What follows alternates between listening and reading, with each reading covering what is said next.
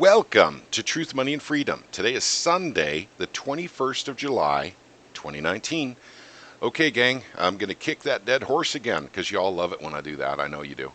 And actually, I just want to, expand on the whole idea that Deutsche could take down the entire banking system. This is a story by Michael Snyder, and he's a very, very good author, very good researcher. And I highly recommend his Collapse blog, which is right here. And I will link this story down below so you guys can go to his blog if you'd like to. The title of the story is "A Bank with 49 trillion in derivatives exposure is melting down before our eyes." Well, we already knew that part. But there's another bit of information here I don't think I've ever conveyed, which is the derivatives exposures to other banks. And that's the important thing to know here. Now, keep in mind, this number keeps changing. 40 trillion, 49 trillion, whatever. I mean, it just keeps changing. So I think that at this point right now, we'll just say $50 trillion in derivative exposure. Now, derivatives are a worthless product. Now, I'm going to go, give me a minute here, and I'm going to, tell you how these fancy financial products by the banks are being created. Okay, so I'm going to use an example. This isn't necessarily true. It's just an example. So JP Morgan doesn't own any cattle. None. But they have, let's just say, for instance, a loan, out on a cattle ranch. And so they, in their minds, they own the cattle. So they create a derivatives product for that cattle called a cattle future. And so they don't own the cattle, they don't have it, but they create a piece of paper that says they do, and then they put the value of that cow onto a piece of paper and then throw it into what's called a derivatives market. That would be cattle futures. So they assign the same value that they think the cow should be worth to that piece of paper. But wait, there's more. They don't create just one piece of paper for that single head of cattle. They'll create 50 or 100 pieces of paper, all claiming that entire cow, and put them in the market. And that's called leverage. They're actually levering up that cow. So now 100 different people could claim they own that cow when they buy these worthless pieces of paper that are put on the market by, JP Morgan. I should be making the example about Deutsche, but I'm making it about JP Morgan. So in doing that, they assign value to these things, and then they get the money for it. So that cow, which is really owned by that rancher out in Montana or wherever, owns that head of cattle. He owns it. But he's got some kind of exposure to the bank. Let's just say he's got a loan for his ranch from JP Morgan. And JP Morgan actually creates futures based on this cattle, this head of cattle, and throws these into the market, into a derivatives market, which derivatives market is more closely associated with the bond market than anything else, because technically it is debt. Derivatives are debt. They actually have no actual value. So they do that. And then by selling these into the market, they take the money or currency that they make from selling these worthless derivatives and buy things of actual value. So they'll go out and buy a mine.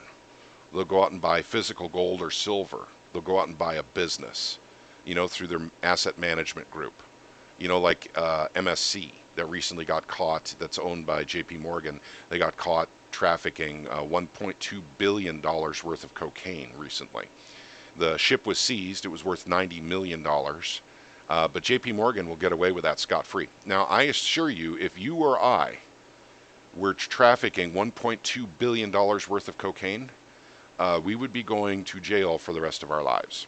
But not JP Morgan. We don't prosecute banks. We don't prosecute, the corporations, the heads, the captains of industry. Okay, I need to get back to the example here. So that's what they do. They take the money they make from selling worthless products that they created out of thin air and buy things of value. It's part of the Keynesian economic model. So at the end of the model, they own everything. And I do mean everything. That's what they do. That's what banks do. Now, this is highly immoral. Is it illegal? Nope. It's legal. It's 100% legal. But is it moral? The answer is absolutely not. Nothing about this is moral. The banking system of the world is immoral because they do things like this. And by the way, I could go into literally dozens of different examples of immoral actions by the bank that are actually legal. So, like for instance, what happened with CDOs in 2008 with the housing market collapse. Those were legal CDOs, but it's an immoral product because, they sold the same house like 50 times, or 20 times, basically through CDOs. Once again, paper representations of those mortgages, not the actual mortgages, but the paper representations, collateralized debt obligations. It's collateralized because the home is the collateral for that debt. So, okay. But I want to take you down here to this. Now, I can't really, I can try to make this a little bit bigger because I know it's hard to see, but it's starting to get fuzzy because the graphic is actually quite small. And that's why it's getting fuzzy as I increase the resolution. Okay, Deutsche Bank at the center of this spider web. And by the way, you could put BNP at the center of this, and then Deutsche would be out where BNP is.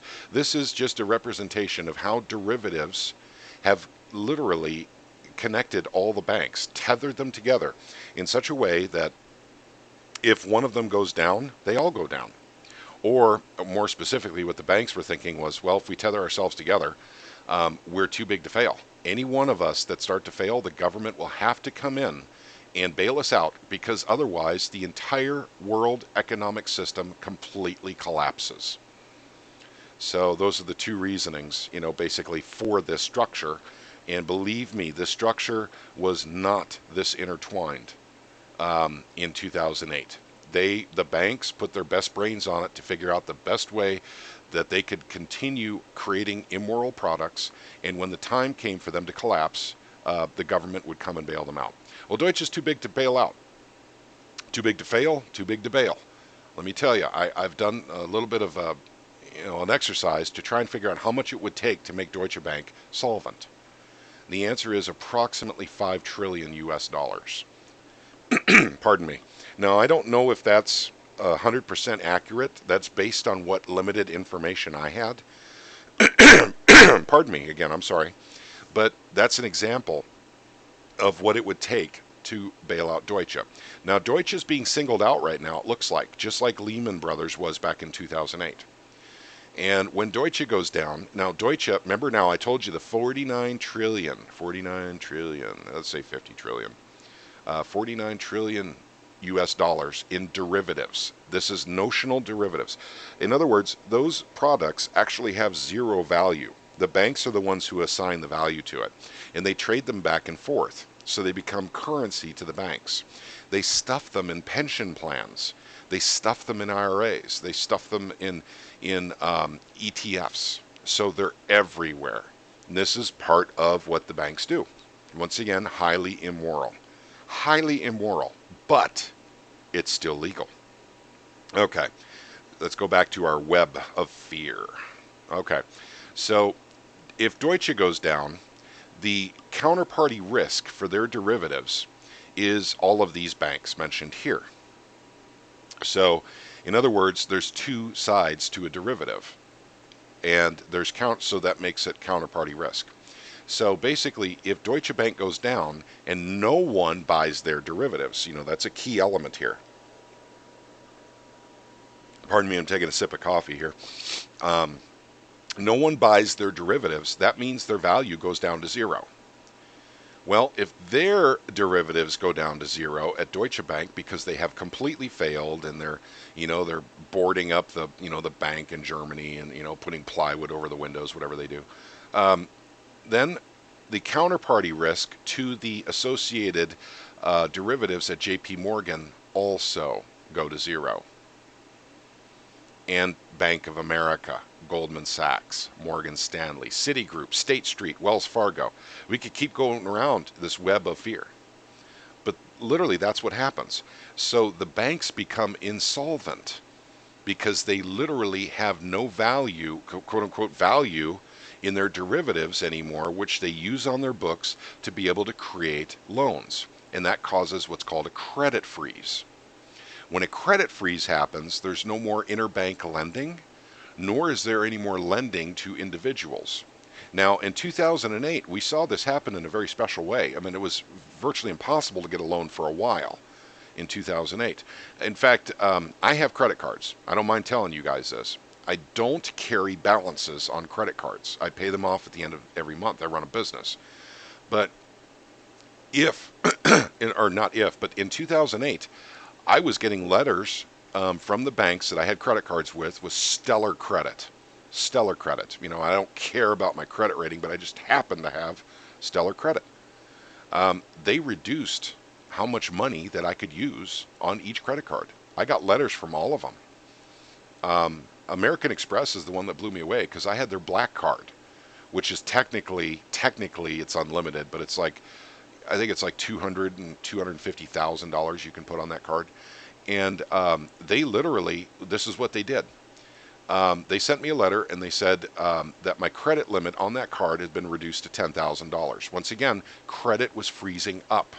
So this is why this happened. It wasn't like I got singled out and American Express decided, hey, Chimichanga sounds way too much like Chimichanga. Well, many of you have probably figured out that's not my real name, but it's not like they singled me out personally. They didn't do that. They did this to everyone. And what they did is they said, if you want to get back up to your black card unlimited status, send us your last 2 years of taxes. That's correct. American Express actually sent me a letter saying, send us your last 2 years of taxes and we'll put you back up where you were. And I called them up and I said, no way on God's green earth will I send you my taxes. That ain't going to happen. But you see, I was a credit risk to them, you know, because this is unsecured credit that I have through credit cards. You don't put up anything, you know, for collateral with a credit card. So I said no. And they said, well, actually, you're going to get reduced down to $5,000. And so I said, hey, listen, just cancel the card. You don't need it. So that was the end game there. That was the end solution. I simply canceled the credit card. I wasn't really angry with them. I was really more perplexed by the fact that they were asking me for my copies of my taxes. And they do that with a home. You buy a home, that's collateralized. So they want, you know, all the information on your income plus the house itself gets put up for collateral. So I understand on a home loan them doing this. But on debt that is not collateralized, like credit card debt, they shouldn't be doing that. They shouldn't be asking for proof of, you know, your income. They can look up your credit. They can, I don't know how banks work. You know, basically they could probably get your taxes from the IRS, even though that's supposedly illegal. I digress. I don't mean to get into that, you know, conversation now. But you guys understand what I'm saying. The credit system freezes up when banks don't have value in their derivatives anymore. That's what happened in 2008. And that's the risk here with Deutsche. The same thing. You know, it's, you know how they say history repeats itself?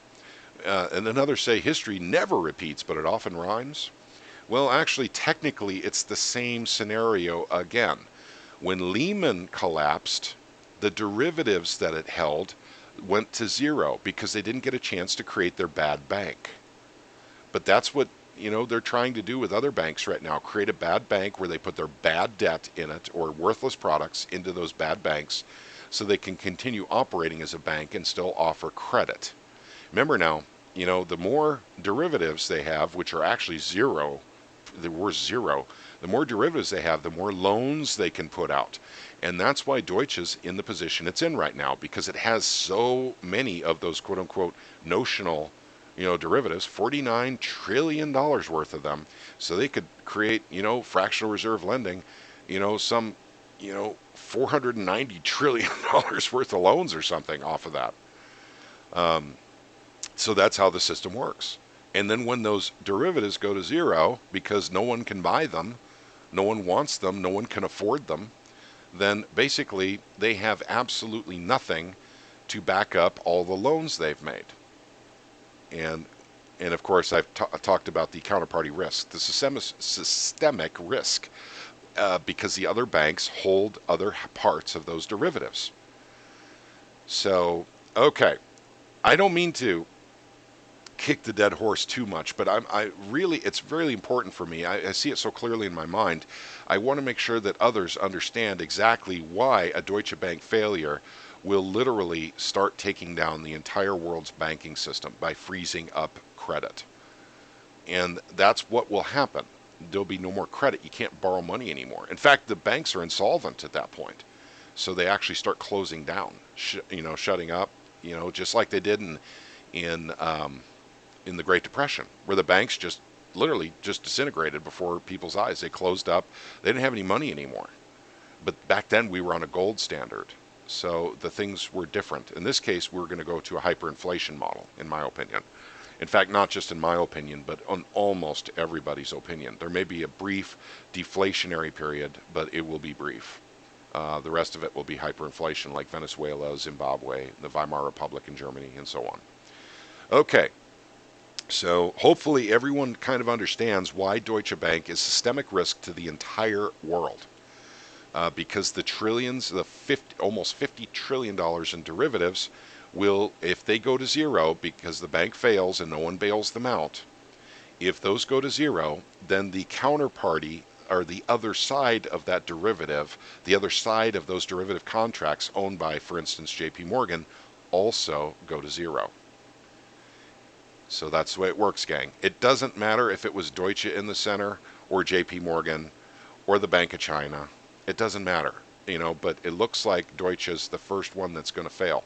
Now, there are banks failing in China, and I've done stories on this on the podcast before. They are failing, and they're not getting necessarily bailed out. They're getting taken over by the Bank of China. So the Bank of China is taking over these failed banks. So how that works, I don't know. I haven't had time to really look into it. But it's probably very similar to what happened to Bear Stearns, where, for instance, in America, when Bear Stearns was failing, it wasn't allowed to fail completely. It literally got bought up by JP Morgan for $2 per share. I mean, that's how little they had to pay for Bear Stearns. So they got all their customers, all their, investments and everything. They got everything for $2 a share, and it was backstopped by the U.S. government. So I suspect something very similar is happening in China right now. Banks are failing, and the Bank of China is taking on the role of literally absorbing these banks, their debts, and their assets into a bigger bank that has more resources. So, but that doesn't solve the problem. That's putting a Band-Aid on the problem. Okay, so this is the web of derivatives, and Deutsche Bank's at the center, and you guys can kind of see, Barclays, RBS. It's not just American banks. And we'll probably start seeing some bank failures coming up sometime in the near future. They're failing in China already. Deutsche is just literally, I think, gang, once again, this is just critical thinking. I'm not going to tell you it's for sure or I have inside information. I don't. I'm just like you guys. I just look into this stuff and I look for everything I can find on it. It looks like Deutsche Bank is already dead and they're garage sailing off parts of the bank, but no one's buying the derivatives. As far as I can find, no one's buying these derivatives. That means the bank is going under, and so will the other side of the derivatives. The counterparty derivative is also going to go under if Deutsche Bank officially goes under. So I think Deutsche is literally a failed bank, and they're trying to keep that under wraps right now as they garage sale off parts of the bank and try to figure out a smart way to prevent people from taking runs on other banks because they're aware of the risk to their bank, such as JP Morgan. Okay, I covered that, and I will link this down below. It's a good article, but this basically just means that we need to prepare for a possibility of a bank failing in the United States, banks failing in the United States as well as the world. So, okay, and then the second part of this, I want to promote a video. It's done by The Prepared Mind. The guy's name is John. He's really good. He actually does really good videos. But he put together a video that he is very talented. He's a very sharp guy. He's way smarter than I am. But he put together a video where he literally threw together all the individual components of how we go to feces hitting the fan. And all of them lead there. And now I do that too, but I do them in separate videos. I don't tie them all together, so to speak. But he actually did this in 30 minutes. But it helps when you have a smart board and you have a webcam and you have that kind of stuff. But I wanted to talk about the social strife part. And this is very interesting because this is the divisions in America, is the social strife. And I want to, once again, and I've done videos on this before, divided we fall. And that's exactly, united we stand, divided we fall. That has real meaning, folks. That's a real thing. And if we, as Americans, literally can't get rid of, this division, this divisiveness that's been implanted in us by the media, by even the education system in some cases, by politicians, if we can't get that crap out of our system here in America, we fall. Guaranteed. The government wins. The media wins, the government wins, the military-industrial complex wins. Oh, they're big winners in that one too, by the way. So what do I mean? Well, if you're white and you hate black people, you have bought into that division. You have bought into the illusion that there's a reason to hate black people. Equally, if you're black and you hate white people, you have bought into that division. Get that stuff out of your system, gang. If you're a Protestant, you hate Catholics. If you're Catholic and you hate Protestants. If you're rich and you hate the poor. Or if you're poor and you hate the rich. Or if you're a gun lover and you hate people who are anti-gun, or vice versa. I mean, I could go on and on, but you guys get the picture. The divisions are here. They're strong. They're very strong. And they're embedded. Not just in the culture, but in ideology as well as the subconscious of the individual. We need to find a way to get rid of that crap, gang, because we're going to fall divided. United we stand, divided we fall. That's one component of what John talked about in this video. But it is a very important one because we have to understand who the real enemy is. Politicians, bankers, military-industrial complex, and of course you could go to the people at the top like the Rothschilds. These are the people pulling the strings of politicians, gang. These are the people, politicians, I joke about them a lot. I don't like them. And it doesn't matter which side. And I have said before, and I'll say again, this is important for you guys to understand about me. I do not criticize Democrats very often at all. Because I expect them to be satanic, and I expect them to be communist. Does AOC surprise and shock me? No. Am I creating a campaign to go against AOC? No. Why? This is what the Democrats do. This is what they will always do. You get rid of AOC, another one will come up and take her place. This is a certainty. What really disturbs me is the Republicans, because their platform is small government and low taxes. They are not on their platform, gang. The Democrats and the Republicans share the same platform. You must understand this. This is not a Republican against Democrat. That is another false paradigm. That is another division in this country. And it's a powerful one. I know people who are real smart, that have bought into this right-left paradigm. We have to get that out of our mentality. It must go. We have to realize that they're all bad. There might be a good one here and there, but that's it. Can we affect change on the federal level? Probably not. But you can do it on your local level. You can at least understand how the system works and point out to others how the system works. We have a fraudulent monetary system. Do we have politicians telling us about this? Absolutely not. Why? Because the strings on their backs are being pulled by bankers. Like Chatty Cathy. No, we don't want to audit the Federal Reserve. That would be disruptive. It's just, did you expect anything different? You get that from a Democrat and you get that from a Republican. We have a fraudulent banking system that is stealing wealth from you and your family, and most people don't know it. Some people know it and don't care. Others, like me, are trying to find ways out of it. This is a fraudulent financial system. And that's where he talked about economy, corporations. I even left a real comment about fascism because John is about my age. And John, the original meaning of fascism changed, sometime after 1980, most likely after 1990. And so I even left a comment on this video that the meaning of the word fascism has changed, and some of the younger folk that listen to his videos may not understand what he means, because fascism means totalitarian now, but in the past it meant when businesses and government got together and created laws that were actually against the will of the people, against the interests of the people, but were for the interests of the bankers and politicians. For instance, or for the interests of the military-industrial complex and the politicians. That's fascism.